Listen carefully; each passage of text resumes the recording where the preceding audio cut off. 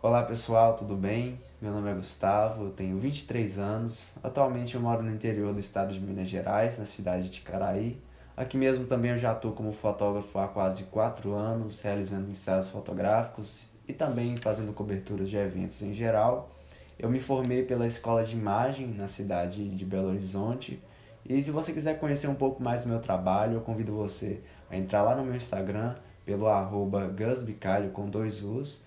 E lá eu estou sempre postando novos trabalhos e também com conteúdos novos. Este vídeo eu tenho o intuito de apresentar um mini curso de fotografia e eu tenho como objetivo ajudar você que é entusiasta de fotografia ou está iniciando, nessa carreira, até mesmo para você que tira algumas fotos para uso pessoal, para estar publicando nas suas redes, a melhorar as suas fotos. Para isso, vamos ver os seguintes tópicos. Vou introduzir a fotografia, luz, composição, direcionamento e para finalizar eu vou mostrar como é possível você transformar isso em algo rentável, seja para uma renda extra ou para você que quer seguir um plano de carreira como fotógrafo. Sendo assim, eu irei retratar a fotografia de uma maneira geral, mas o único requisito para esse curso é sua boa vontade de aprender o seu próprio smartphone. Por limitações, eu não irei aprofundar muito nos conceitos. Irei focar nas partes de impacto e de extrema importância para que vocês entendam de fato como funciona a fotografia. A origem da palavra fotografia ela vem do grego da junção das palavras phos e graphen. A tradução dessas palavras, respectivamente, é luz e desenhar ou registrar, que significa literalmente desenhar na luz. De uma maneira geral, a fotografia então ela é luz. E para controlar ela é preciso você entender os três pilares da fotografia: ISO, velocidade de obturação e abertura do diafragma. Antes de falar disso, vocês precisam entender que na câmera do seu celular, assim como na câmera fotográfica, existe um sensor digital, que é onde é armazenados os dados e eles são salvos na memória interna do seu aparelho. Nas câmeras mais antigas, o sensor era o filme, aquele filme que você precisava trocar quando acabava para fazer mais fotos. E para entender melhor essa parte, eu vou precisar que você utilize o seu celular no modo Pro ou manual. Você pode mudar essa configuração na sua câmera através das configurações.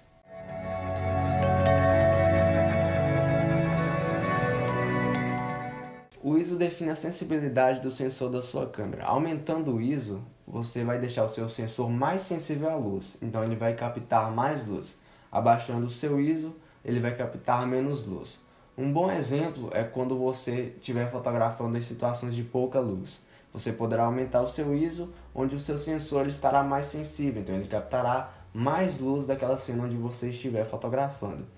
Agora, em boas condições de luz, como na luz do dia ou quando você estiver com iluminação controlada, como eu estou aqui, você pode utilizar um ISO mais baixo.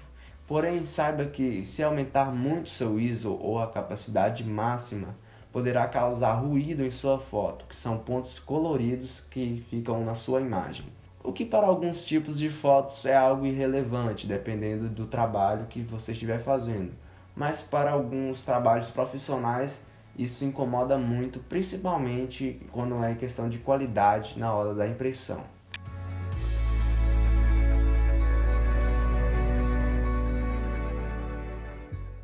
A velocidade de obturação junto com o diafragma é um dos dois principais controles fundamentais para regular a passagem de luz. A velocidade é controlada através de cortinas que se abrem e fecham. Um bom exemplo que eu posso utilizar é na câmera fotográfica. Nós temos aqui o sensor da câmera e na frente do sensor nós temos uma cortina que faz simplesmente esse movimento. Ela se abre, permite com que a luz passe e atinja o seu sensor e ela se fecha. Quanto maior é o tempo em que você deixa essa cortina abrir e fechar, permitindo a exposição, mais luz irá entrar no seu sensor. E quanto mais rápido você faz com que essa cortina se feche, menos luz irá entrar. As velocidades disponíveis pelas câmeras são medidas através de frações, então está sempre 1 / algum número ou acima de 1 segundo, 2 segundos, dependendo do tempo de exposição. Porém, além de incidir uma quantidade de luz sobre o seu sensor, é importante lembrar que o tempo de exposição da cortina vai contar também com o movimento que você pode causar na foto. Então, com pessoas que estiverem em movimento ou algo que estiver em movimento, você precisa utilizar velocidades mais rápidas para que você consiga congelar essa imagem. E talvez para algumas ocasiões de objetos que estejam parados, né, ou que não se movam, que estejam congelados, você pode utilizar uma exposição mais alta. Mas lembre-se, quanto maior o tempo de exposição, mais luz irá entrar. Então, se você deixar muitos segundos ou muito tempo aberto, numa condição de luz como durante o dia, sua foto ficará muito exposta, ou seja, a imagem ficará completamente branca e super exposta. No caso dos celulares, esse processo também ele é feito digitalmente. Então, diferente da câmera, ele não vai ter essa cortina que se abre e fecha.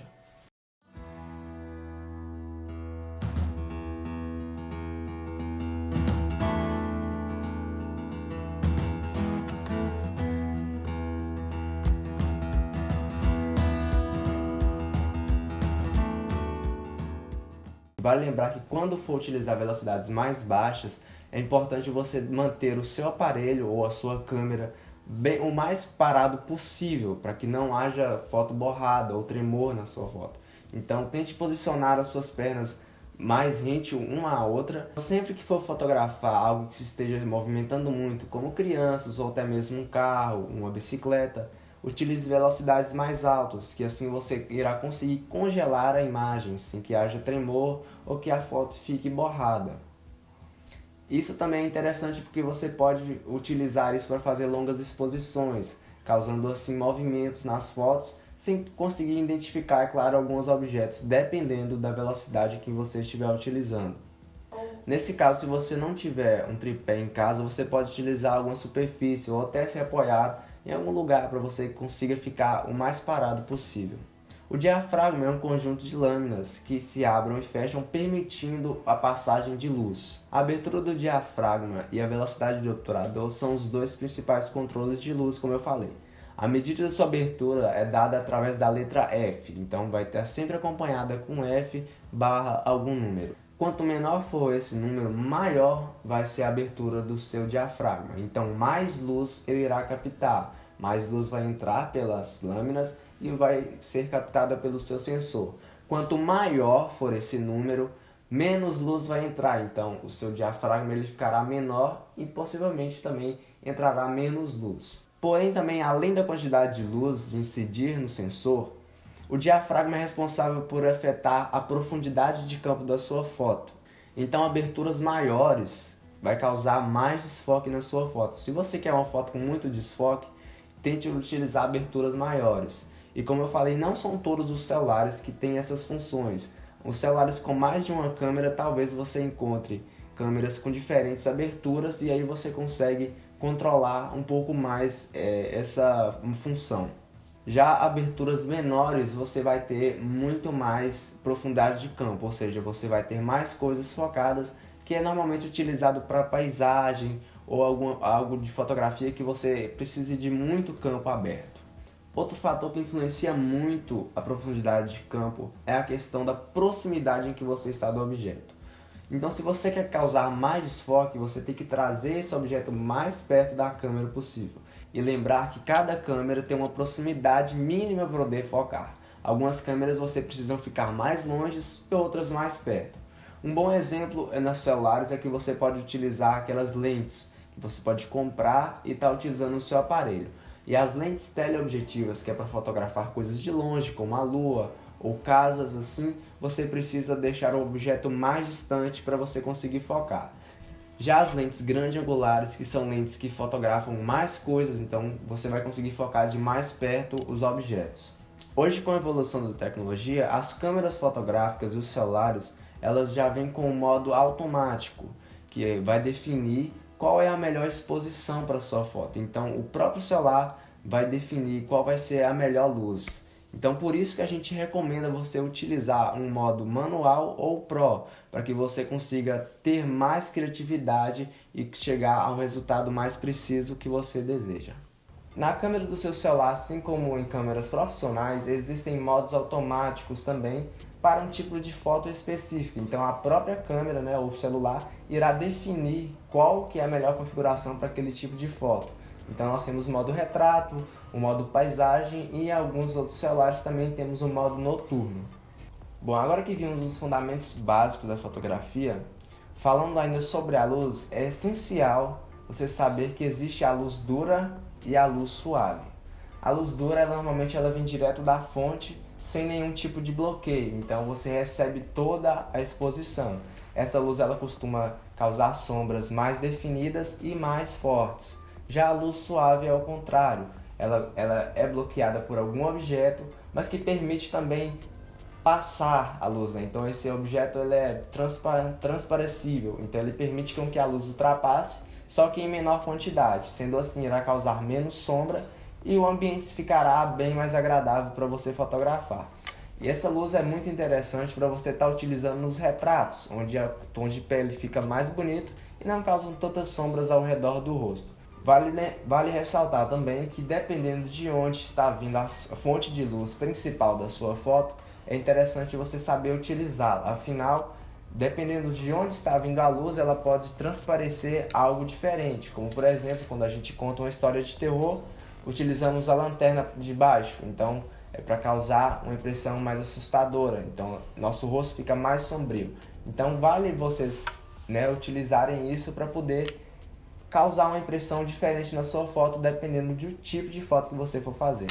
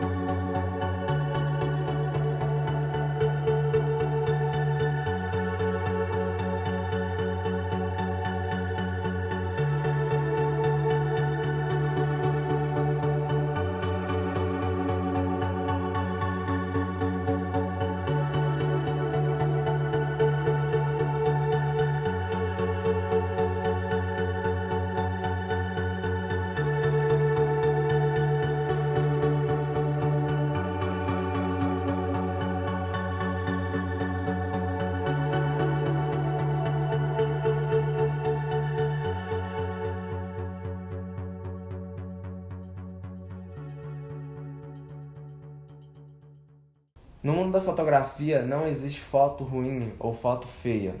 Afinal, a maneira como a gente fotografa ou como a gente lê uma foto, a gente lê uma imagem, tem muito a ver com as nossas características, com as nossas experiências, em que a gente viveu. Então nós temos o costume de fotografar e preferir coisas que nós gostamos. Mas existem alguns padrões cientificamente comprovados que tornam uma foto mais agradável ao olho humano.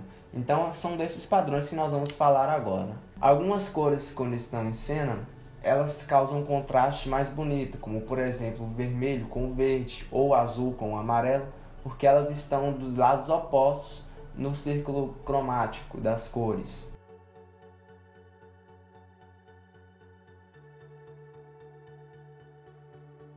Cada cor ela transmite uma essência diferente. São essências mais tristes ou talvez mais alegres.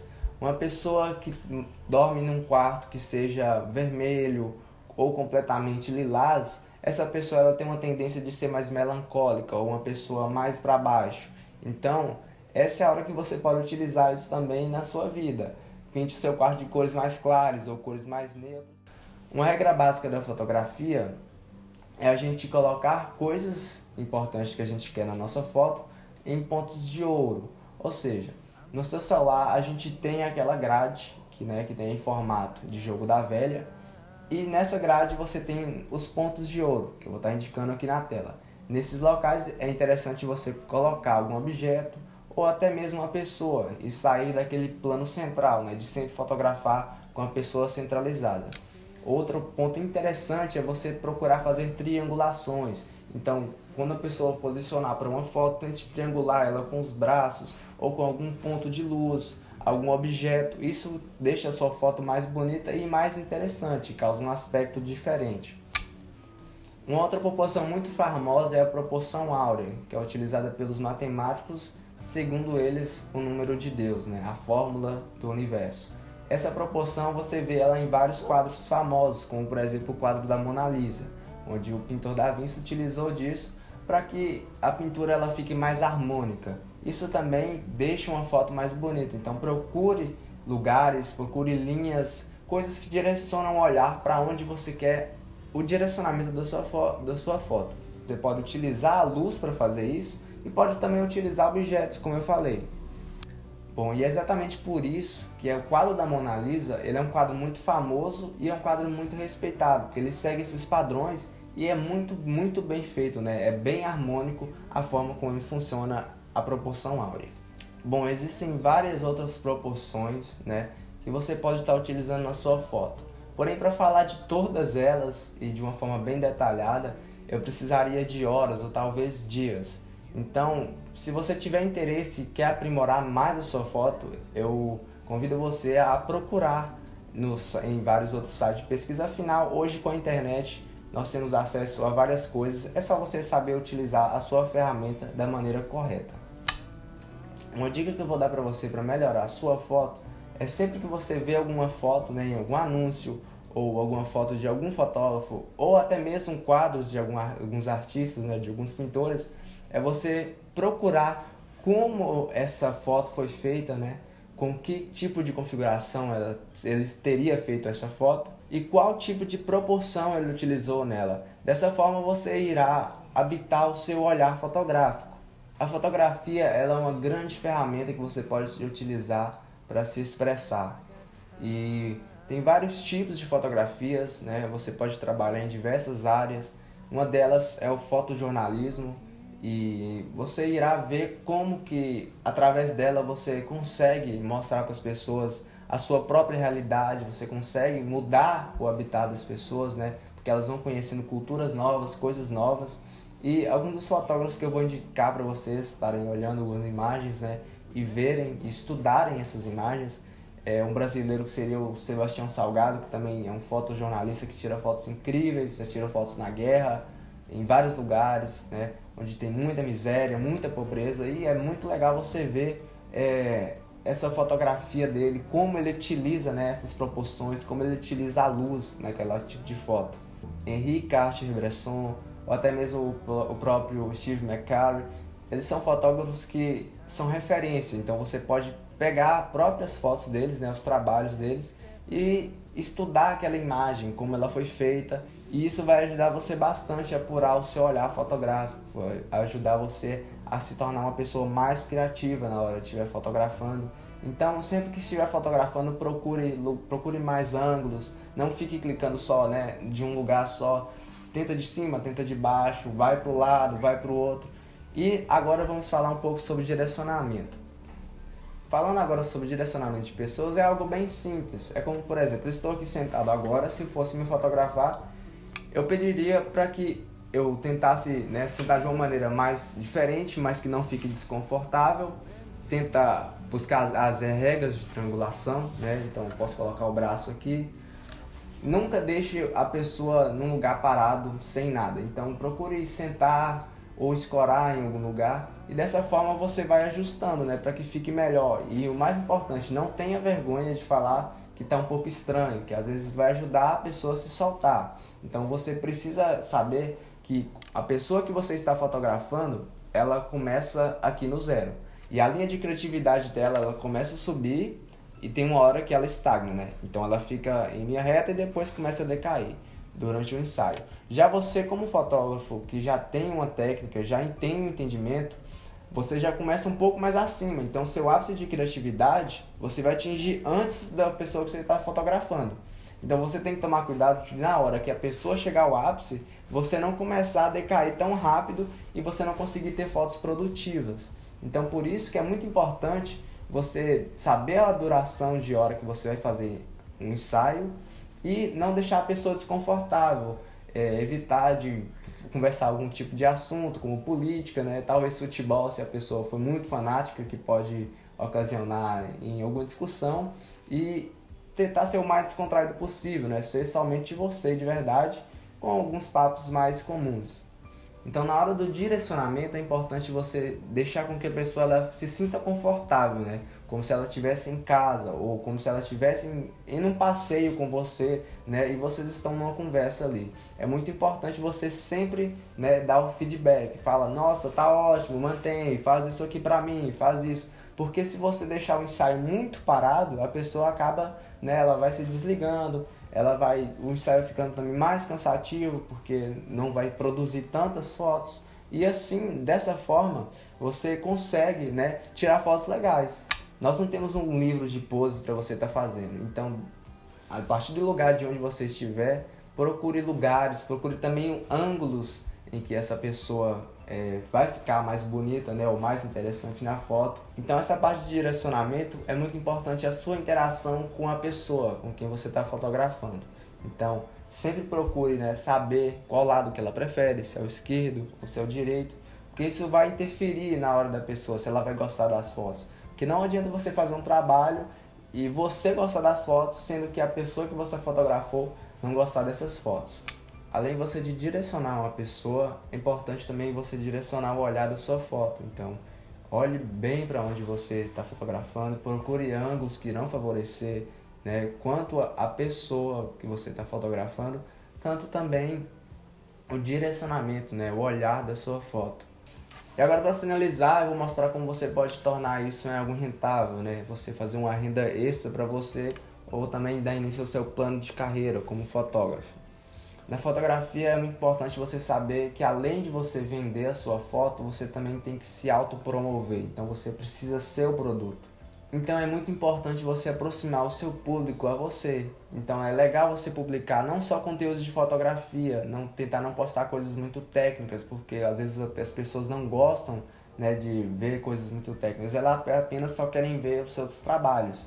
Mas também publicar coisas pessoais, né, coisas que você gosta, ou coisas que você tem interesse em fazer ou promover, né? E dessa forma as pessoas elas irão te procurar, porque a gente está sempre procurando conhecer pessoas novas que gostam de coisas que a gente gosta, não é verdade? Afinal, às vezes você tem um gosto que poucas pessoas têm, e quando você publica isso, e essa pessoa que tiver esse gosto igual a você, ela irá achar isso legal, então ela irá te procurar, e dessa forma assim você consegue começar a fotografar essas pessoas mais próximas, os seus amigos, sua família, e isso é muito importante. Se você não encontra ninguém para você fotografar, você pode chamar seu amigo, ou até mesmo se você tem vergonha, chama alguém da família. Olha, vamos fazer umas fotos assim, assim. Uma coisa muito importante, nunca ache que você começará do topo, então você vai começar de baixo. Às vezes no início você não vai nem cobrar nada pelo trabalho, você vai simplesmente trabalhar pela prática, pela experiência. E a fotografia é isso, você precisa praticar, você precisa ter experiência para que as pessoas reconheçam o seu trabalho, para que o seu trabalho ele vai se tornando melhor a cada vez. E como fotógrafo, você acaba virando o próprio chefe, o próprio funcionário, você mesmo administra, então acaba sobrecarregando. Então você precisa saber dividir o seu tempo e as suas atividades para que você não fique parado e o seu negócio dê certo. Então você tem que transmitir uma boa imagem. As pessoas precisam saber que você não é uma pessoa desorganizada, que você é uma pessoa compromissada e que você leva a sério o seu trabalho. E você tem que deixar isso bem exposto sempre que você for publicar algum conteúdo e também tomar cuidado com o tipo de coisa que você publica. Então entenda uma coisa, a melhor câmera, o melhor equipamento é o que você tem. Você tem que saber utilizar o equipamento que você tem. Se é um celular, se é uma câmera, pesquise, puxe um review de qual é a melhor maneira de você utilizar, de usufruir do seu equipamento. E assim você vai também poder, né, investir depois em coisas novas. E dessa forma, a cada investimento que você faz, você vai melhorar o seu trabalho. Então você automaticamente você pode subir os seus preços. Ou você ser bom em qualquer profissão, você precisa de dedicação. Então procure sempre estudar, atualizar de quais são as fotografias, né, que estão rolando no momento, o que são as áreas de interesse das pessoas que estão ali à sua volta, do seu público. E é legal também você contribuir com alguma coisa que não irá beneficiar só você, né, mas irá beneficiar o próximo. As pessoas gostam de ver né? Você se doando, contribuindo para algum tipo de coisa. Isso ajuda até mesmo no seu olhar criativo, você começa a ver um mundo diferente do seu. Então tenta fugir um pouco da sua realidade, fotografa outras coisas, outros lugares, lugares que você talvez não iria, e dessa forma você irá atrair vários tipos de público. E assim, na hora das fotos, você conseguirá ter uma comunicação melhor, até porque quando você conversa com vários tipos de pessoas, você vai adquirindo conhecimento de como se comunicar. E comunicação é o mais importante na hora de você vender o seu produto. E isso é o que vai levar você a ir melhorando a sua fotografia e se tornar um fotógrafo profissional.